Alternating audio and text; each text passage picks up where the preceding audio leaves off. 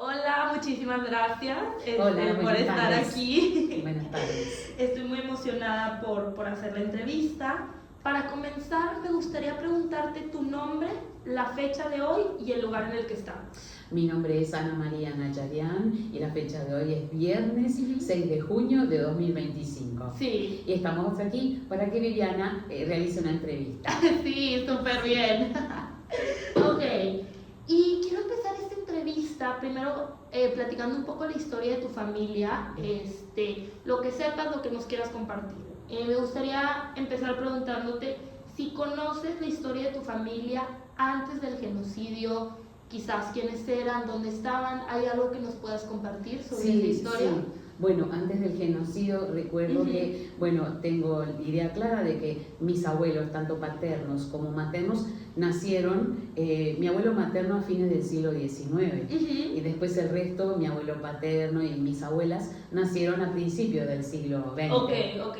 Vivieron en Armenia, sí, en la ciudad de origen de mi abuelo materno es Adana, y tengo idea de que mi abuela viene desde Antioquía. Ok. ¿Y sabes qué es lo que sucede durante el genocidio, después del genocidio? ¿Cómo es que tu familia llega aquí a Uruguay? Bien. Sí. Bueno, mis abuelos, bueno, como todo el mundo trabajaba, y lo que más tengo claro es que mi abuela materna fabricaba alfombras. Ok, qué Sí, padre. manualmente, no artesanalmente. Sí. Y antes del genocidio, bueno, vivían una vida como muchos, pero sabiendo prácticamente que creo que la amenaza estaba presente, ¿no? O sea, la parte esa de que iba a suceder un genocidio ya venía gestándose, pero capaz que no tuvieron esa idea, ¿no? Sí. Sé que después sufrieron mucho, fueron perseguidos. Mi abuelo, me acuerdo que se refugiaba en un puente de Adana, que es este ícono de la ciudad porque tiene muchos arcos, y decía que se escondía ahí. Wow, ok. Y comía lo que podía. Sí, Comía pues lo que sí, podía. ¿no? Sí. ¿Y sabes cómo es que llegan acá así en barco? Sí, o sea, no me contaron el relato, el itinerario desde que salieron, Claro. pero sí que en Francia tomaron el barco de nombre Campana, era un barco francés, de origen francés creo, Ajá. y bueno, llegaron al Uruguay, unos abuelos llegaron en 1929 y algunos otros, los otros dos supongo que fue en 1930, esos son los años que llegaron. Y bueno, acá se asentaron de a poco, sin saber el nombre, por ejemplo, el nombre de ellos, cómo se escribía, porque el idioma no lo conocían. Claro. Entonces mi abuelo vino con varias personas, Ajá. pero con un familiar directo que era un hermano. Entonces el nombre de mi abuelo es Mihran Hashemian, y el nombre del hermano era Kacher Hashemian, pero en una confusión del oficial de registro de Estado Civil, o el funcionario de aduana, le quedó el primer nombre que es Kacher, y el segundo Mardiros. Entonces, pero lo entreveraron. Entonces el tío abuelo mío pasó a llamarse Mardiros Kacher y mi abuelo Mihran Hashemian, y eran hermanos. Sí. Se confundieron porque pensaron que Kacher era un apellido, Mardiros el nombre, pero bueno, era Mardiros Kacher Hashemian. Y quedó Kacher como apellido. Ok, qué interesante esto de que no lo había pensado, la verdad, el tema de los nombres, ¿verdad? Y de llegar acá, no saber escribir, y que en eso se puede ir como cambiando. Se confunde, ¿verdad? Se entrevera. Claro. Incluso mi abuela materna vino con niños que ella no conocía quiénes eran, y estaban a cargo de ellos y fueron como hijos. ¡Wow! Y sin embargo esos niños, no sé cómo fue, que sabían sus apellidos y se registraban con sus apellidos, pero los hicimos familiares nuestros. ¿Y me puedes contar un poco más de estas personas qué rol jugaron en...? Sí, cómo no. Mi abuelo materno, que era muy conocido porque él estableció una fábrica de gaseosas con el nombre de su ciudad natal, era Gaseosa Adana. Entonces estuvo unos cuantos años con la fábrica y bueno, trabajaba de eso hasta que se jubiló. Y bueno, mis abuelas se dedicaron nomás a ser amas de casa, madres. Y bueno, mi abuelo paterno se instaló en el cerro, que muchos armenios fueron ¿verdad? Llegaron a hacerlo, sí. Sí, y bueno, ahí se estableció con un almacén que estuvo muchísimos años y fue lo que nos dejó, ¿cómo te puedo explicar? En el sentido de que vivían los 3 hijos de mi abuelo paterno, vivían todos uno al lado del otro.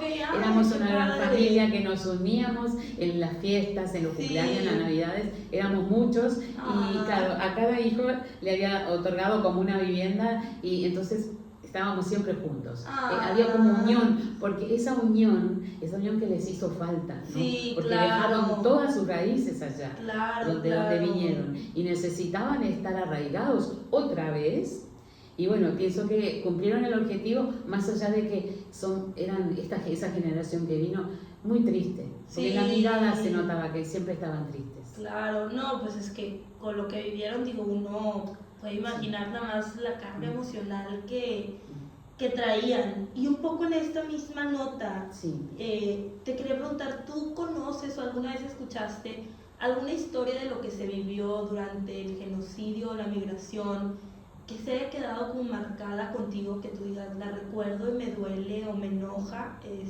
Sí, bueno, durante esa etapa, mi abuela, supongo que será en esa peregrinación desde Antioquía hasta Francia, en un momento se ve que pasó por Irán o por Irak, por algún país musulmán, y le ofrecieron vivienda, casa, o sea, vivienda, alimentos, una buena vida, si ella se ponía la túnica de los musulmanes, la vestimenta de los musulmanes. Wow. No sé si le habían dado un tiempo para pensarlo, pero ella se negó, porque ella era cristiana, no somos los primeros cristianos. Entonces se negó y bueno, por eso llegó al Uruguay, ¿no? Claro. Sí, eso pasó también. Wow, y digo que admirable que ella se haya apegado, ¿no? A su creencia y a sus raíces y a decir, esto es lo que yo creo y prefiero irme que practicar algo una que buena no, vida, ¿verdad? y practicar algo que no.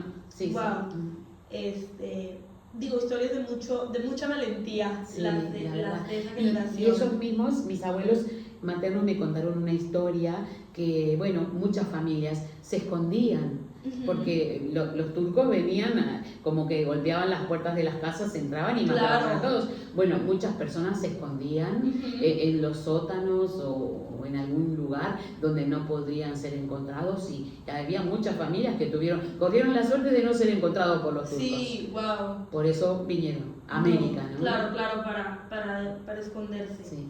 Y ahora me gustaría entrar un poco en tu historia, en tu vida. Sí. ¿Tú dónde naces? ¿Aquí en Montevideo? Sí, yo nací en Montevideo, Uruguay, y bueno, en principio fui a la escuela de monjas, después fui al liceo público, y durante ese periodo, bueno, se fundó el Colegio Nubariano. Y por seguir en un mismo instituto, yo seguí estudiando en la misma escuela, en el mismo liceo. Pero después, cuando alrededor de mis 20 años de edad, aquí en este colegio mismo se estableció como un curso de armenio para adultos. Sí, fue justamente la madre de Gustavo Zulamián, el doctor, que también es doctora, y ella con una maestra se llama Arsinea Tarián, como que decidieron impartir el conocimiento del idioma y la cultura armenia. Y ahí fue donde yo aprendí el idioma. No lo sé todo muy bien, pero sé bastante, y me interesé mucho también por la escritura, por saber escribir mi nombre en armenio y leer, y además yo canto en el coro. Entonces entiendo algunas cosas, algunas palabras, frases enteras también. No, qué padre, no sabía de este curso. Quería preguntarte, creciendo tú estuviste involucrada en alguno de estos, digo, aparte de eso, y ya luego entraremos quizás en el coro en todo esto, pero en algunas de estas actividades, ya sea los grupos de scouts o de alguno de los clubs armenios. Sí, venía al club de acá, que allá en el fondo había una piscina, que creo que está la piscina todavía. Bueno, yo aquí hacía gimnasia, piscina, venía a las actividades sociales y estudiaba el idioma armenio. No, qué padre. Siempre estuve conectada con la colectividad. Sí, y justo te quería preguntar, cuando eras niña y cuando crecías, que entiendo que este es un sentido que va cambiando y evolucionando, pero ¿cuál era tu sentido de identidad y de conexión con lo armenio? O sea, cuando estabas creciendo, tenías como conocimiento de, ok, yo no nada más soy uruguaya, sino también soy armenia, perdón, o cómo era, qué conexión tenías tú? Sí, bueno, te explico. Ya por mi apellido era distinta dentro del colegio donde yo fui, porque era el único apellido con identidad armenia, ¿no? Y me sentía como enriquecida por otra cultura. O sea, si bien había nacido en Uruguay, bueno, la escuela uruguaya, los vecinos uruguayos, pero me sentía enriquecida porque en mi casa se hablaba armenio y turco, cosa que yo no podía entender siendo muy chica y sin saber el idioma, y tenía como ese plus de cultura, ya sea culinaria, en cuanto al idioma, en cuanto a la vestimenta y en cuanto a las tradiciones, porque las abuelas por lo general habían quedado vistiéndose de negro. Ah, qué interesante. Desde que esto vinieron no lo de allá. sabía. Sí, después cuando enviudó, mi abuela paterna primero siguió vistiéndose de negro. De negro, qué interesante. O sea que si guardarían tristezas, ¿no? En sus corazones. Wow, no lo sabía, qué fuerte, como que hasta en la vestimenta, ¿no? Se notaba. Se notaba esto. Y volviendo a tu infancia, te quiero preguntar, les digo que esta pregunta a veces es difícil, no porque sea, bueno, porque yo creo que es difícil identificar, pero te quiero preguntar, ¿cuál es tu mejor recuerdo de la infancia que tengas? O uno de tus mejores recuerdos de la infancia. Y como yo me crié con mis abuelos paternos, aunque mi abuelo paterno vivió 1 año de vida mía, la de mi abuela paterna que nos cocinaba comidas armenias típicas, ¿no? Tengo muchos recuerdos de eso y todas las recetas que ella se acordaba, porque no las trajo escritas, pero se las acordaba y nos preparaba a nosotros. Eso es el más lindo recuerdo, los olores, los aromas, cómo preparaba, la paciencia que tenía. ¡Qué padre! Sobre todo la cocina, ¿verdad?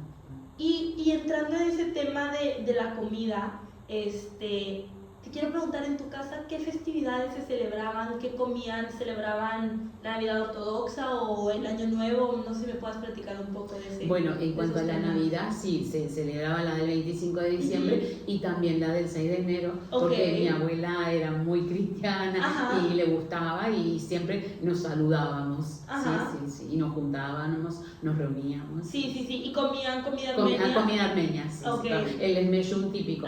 Los primeros de enero nos juntábamos todas las familias y venían más personas, éramos como 30, y en mi casa había un horno para cocinar el esmellón. Todos los primeros de enero, el esmellón. Qué bonito, qué bonito. Y te puedo preguntar, ¿cuántos hermanos tienes? ¿Tienes hermanos? Sí, yo tenía una hermana que trabajó acá mucho tiempo como administrativa del Colegio Nuevo. Sí, qué padre. Y regresando un poco al tema de los idiomas que se hablaban en tu casa, dices que se hablaba armenio y turco. ¿Quién hablaba qué idiomas? No sé si me puedes platicar un poquito de eso. Sí, cómo no. Mis abuelos y mi madre, mis tías hablaban en armenio o en turco también, cualquiera de los dos idiomas. Pero tú no es hasta tus 20 años que aprendes el armenio, ¿verdad? Hasta ahí, no, sí. Después empecé a practicar con mi abuela. ¿Y cómo fue esa experiencia? ¿Fue hermosa, muy lindo porque al fin yo podía entender lo que ella hablaba también con otras personas, por lo menos algunas palabras, o por lo menos el saludo, ¿no? Porque Pariluis es una palabra hermosa, el buen día, digo, ¿a quién no le gusta recibir lindamente el día, no? Sí, ay, qué padre. No, me da mucho gusto. Y ahora te quiero preguntar, en tu experiencia, que sé que estás muy involucrada y que has estado muy involucrada con la comunidad armenia, ¿cómo describirías o cómo dirías que es la comunidad armenia acá en Uruguay? Bueno, acá en Uruguay la comunidad armenia se desempeña con un rol hacia la conservación de los hábitos, de la cultura, a través de la música, la danza, las comidas. Yo no veo una evolución muy abierta en cuanto hace muchos años atrás hasta ahora. Veo que se ha mantenido, pero no se ha perdido, por lo menos, esa es mi experiencia personal. No se ha perdido la parte cultural en cuanto a la música, la danza, la comida. Ahora, desde el punto de vista de la iglesia, yo no asisto a la iglesia armenia, asisto a otra iglesia, pero por ahí se ha perdido un poco, pero en realidad se ha perdido la fe a nivel general. Claro que en el mundo, ¿no? Sí, Es un problema en general. Es un problema cristiano o de religiones o de fe, sí. ¿no? Porque la cuestión es tener fe. Y te cuento una cuestión muy particular. Yo fui a una escuela católica, bien, pero antes de que aprendiera canciones infantiles uruguayas, como el arroz con leche, no se me ocurre otra, mi abuela paterna me enseñó canciones cristianas en español. Ella se esforzó para aprender en español y nos cantaba canciones cristianas en español. Y tenía una Biblia en idioma armenio y ella leía el idioma armenio, pero nos traducía. Y de mi abuela paterna adquirí la fe que hasta el día de hoy sigo. Qué bonito, qué bonito. Wow, qué bonito esto que me platicas y que digo que tu abuela haya hecho también ese esfuerzo que me imagino que, digo, significativo, ¿no? Y ahora, digo, ya lo platicamos un poquito con este reto de fe, pero ¿a qué retos crees que se enfrenta actualmente la comunidad armenia acá en Uruguay? En primer lugar, pienso que es necesario conservar el idioma porque no se puede perder de la manera que se han perdido esas vidas en 1915 o ahora hace poco en Artsakh. Pienso que mantener vivo el idioma, las costumbres, no está mal en el aspecto de que uno tiene que recordar todo eso, que pasó de malo, pero también de bueno, porque si las personas no hubieran venido al Uruguay, nosotros no estaríamos aquí, no hubiera diáspora, se hubieran quedado en el viejo continente y no habría un crecimiento afuera en la diáspora. Claro. Y es necesario conservar. Por eso mismo, ¿no? Porque es cultura y las culturas no pueden extinguirse, porque es una situación que el ser humano necesita estar identificado. Porque yo me identifico con la cultura armenia y con la uruguaya. Por ahí es un beneficio que tenemos los que descendemos de otros, ¿no? De otras generaciones de otros países, ¿no?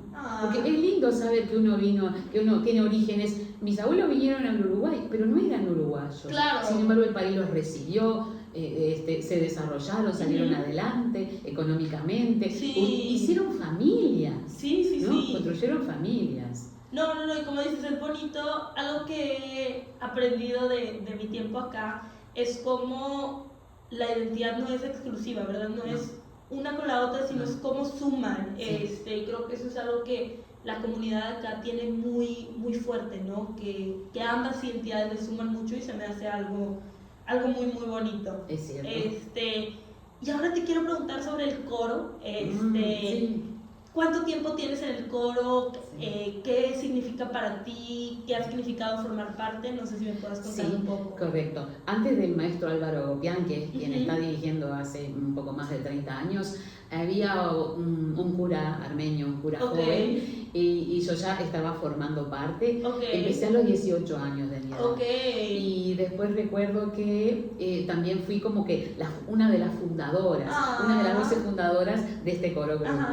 Y después, bueno, me mudé a Colonia y hubo un periodo de tiempo que no estuve, pero cuando regresé en el 2019 a Montevideo, me convocaron de vuelta, me invitaron, vení, por favor, vení, y es algo que me encanta. La música me gusta mucho, los idiomas me gustan mucho, y digo, qué mejor que poder manifestar esos gustos, plasmarlos en un grupo que tienen un sentir común, ¿no? Y llevar adelante un coro y seguir, ¿no? Continuar. No, qué bonito. La verdad es que me impresionó el coro, son muy buenos, qué bien que cantan.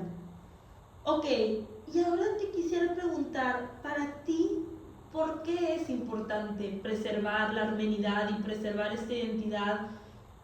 Quizás, tú puedes decir, bueno, creciste muy cerca de tus abuelos quienes venían pues directamente de allá, pero para allá terceras, cuartas, quintas generaciones, ¿por qué es importante o por qué tú les dirías que es importante preservar este sentido de identidad? Bueno, en primer lugar, pienso que porque las personas tenemos memorias y en base a esas memorias vamos construyendo nuestra identidad.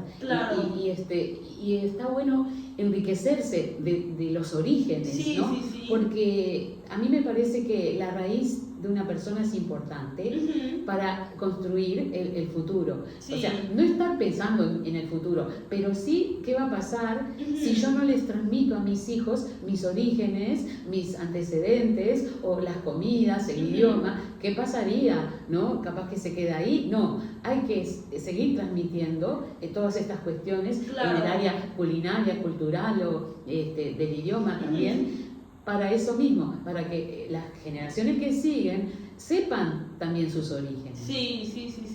No, y sí, como dices, esto de preservar los orígenes y de la memoria, ¿no? Que en la sangre también yo creo se carga un poco la memoria. Y ahora me gustaría preguntarte un poco de un tema más actual, toda la situación que pasó con Arsá, con el territorio de Arsá y con Azerbaiyán. ¿Cómo te hizo sentir a ti esta situación? ¿Tuvo algún efecto en ti? Sí, no sé si me puedas platicar. No entiendo. Como que recrudeció el pensamiento en cuanto a que yo no estuve ahí cuando pasó el genocidio de 1915, pero fue como un recrudecer de esa situación, ¿no? Porque pasó lo mismo, extinguieron a los pobladores de Arsá. Y fue como una masacre, ¿sí? Y mucha tristeza y gente que tuvo que reacomodarse, empezar de cero otra vez, y me hace acordar el genocidio o lo que pasaron mis abuelos. Es un recrudecimiento de lo que había pasado años atrás. Claro, no, y es como también, me imagino un poco decir, bueno, han pasado tantos años y las cosas pueden volver Dicen que la historia no se repite, pero sí rima. Sí, es verdad. Y creo que me he dado cuenta que es verdad. Y ahora te quisiera preguntar sobre la justicia. Para ti, son dos preguntas.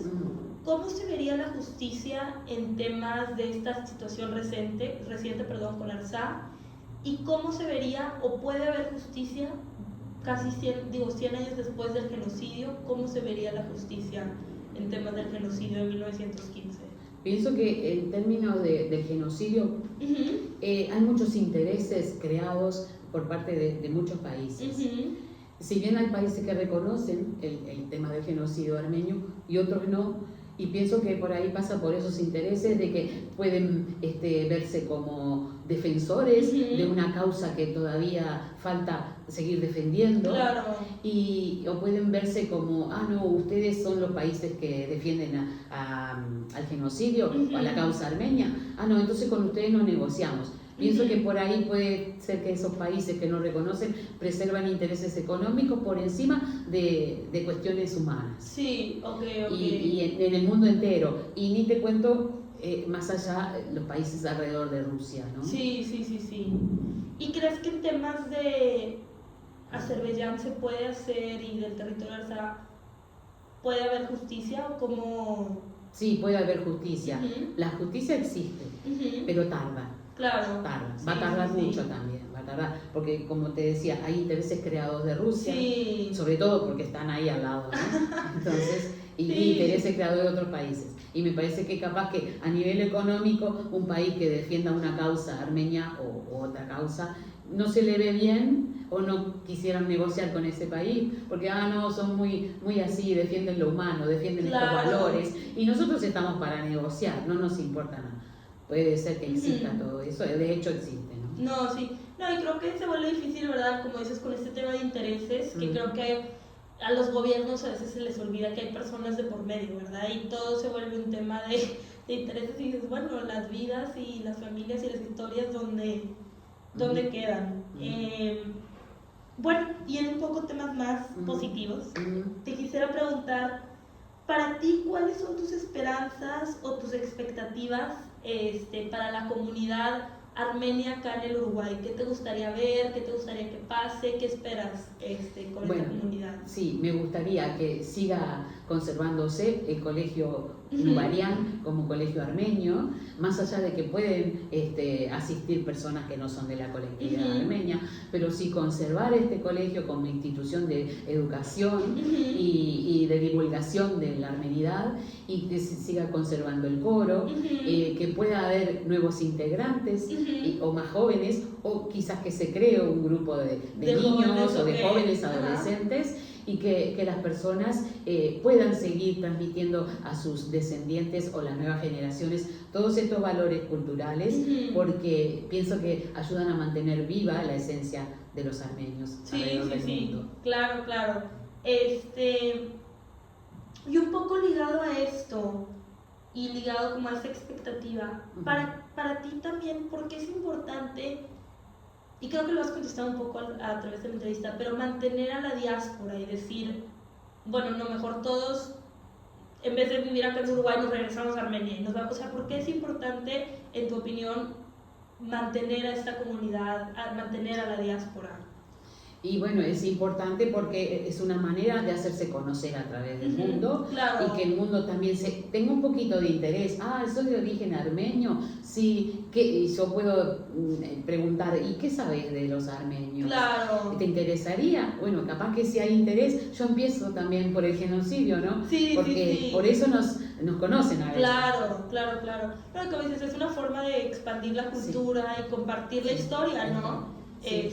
Es muy importante la historia a nivel universal, muy importante, porque es qué pasó, cómo fue, ¿no? Qué sucedió y cómo se resolvió, porque todo eso ayuda también al presente. No, completamente. Yo pienso, digo que si todos estudiáramos historia, habría menos conflictos en el mundo, ¿verdad? Porque veríamos los patrones y las similitudes y dirías, bueno, esto ya ha pasado, o sea, no es la primera vez. No lo vamos a repetir, porque tenemos otras herramientas, porque hoy en día evolucionó la humanidad.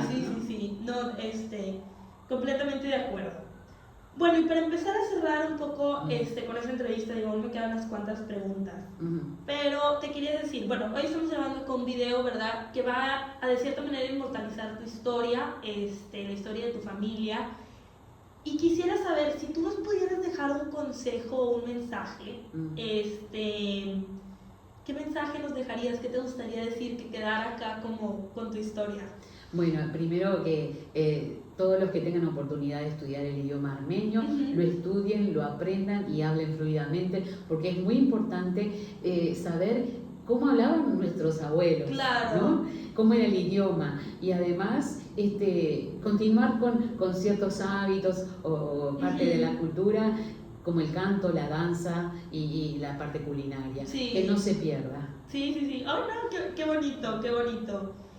Y quisiera saber, y creo que esto me lo has transmitido de diferentes maneras a través de la entrevista, pero para ti, ¿qué significa ser armenia? ¿Qué ha significado esta cultura que has llevado contigo toda tu vida?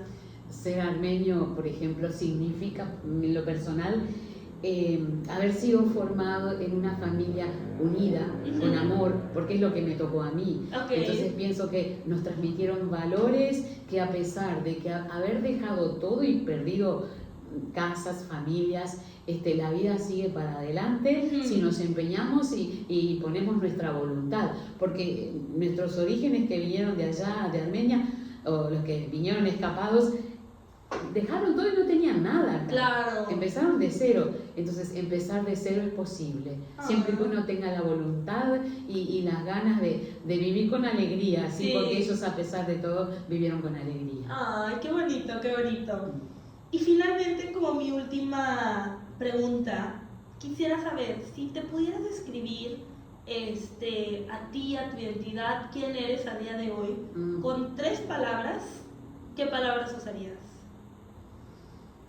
Armenia, cristiana y uruguaya. Ay, qué padre, qué bonito. Pues bueno, muchísimas gracias por estar aquí, por darme y compartir tu tiempo. Si tienes algo más que decir, sería el... Y bueno, algo más que decir, agradecerte el valioso trabajo que estás haciendo y que se expanda por todo el mundo. Ay, no, bueno, muchísimas gracias por compartir tu historia con nosotros el día de hoy. Gracias.